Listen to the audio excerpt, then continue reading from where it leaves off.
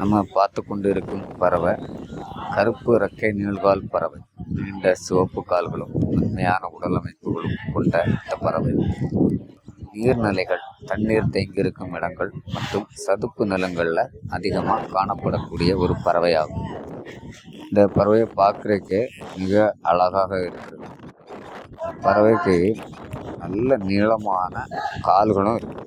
அதனால் அது கொஞ்சம் நீர்கள் தேங்கி இருக்கக்கூடிய இடங்களில் அது உணவு தேடுறதுக்கும் இல்லை அழகாக அந்த கால்கள் நடந்து சென்றே உள்ள தண்ணிக்குள்ளே அழகாக அதனுடைய உணவை தேடிக்கொண்டு இருக்குது.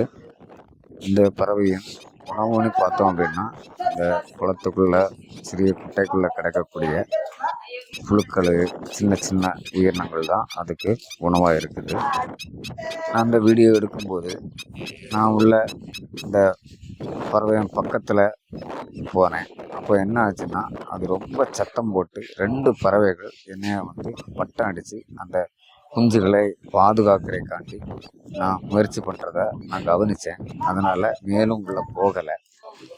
2வது, அந்த குஞ்சுகளும் பயந்து அது நடந்தே தான் போச்சு. பறக்க இன்னும் படிக்கலை. ரொம்ப சிறிய குஞ்சு பறவை. அதனுடைய குஞ்சுகளை மிக சாமர்த்தியமாக அது பாதுகாக்குது. நல்ல அழகான பறவை. அதனுடைய வாழ்வியலை நான் பார்த்ததுக்கு நல்ல சூப்பரான அழகாக இருந்துச்சு.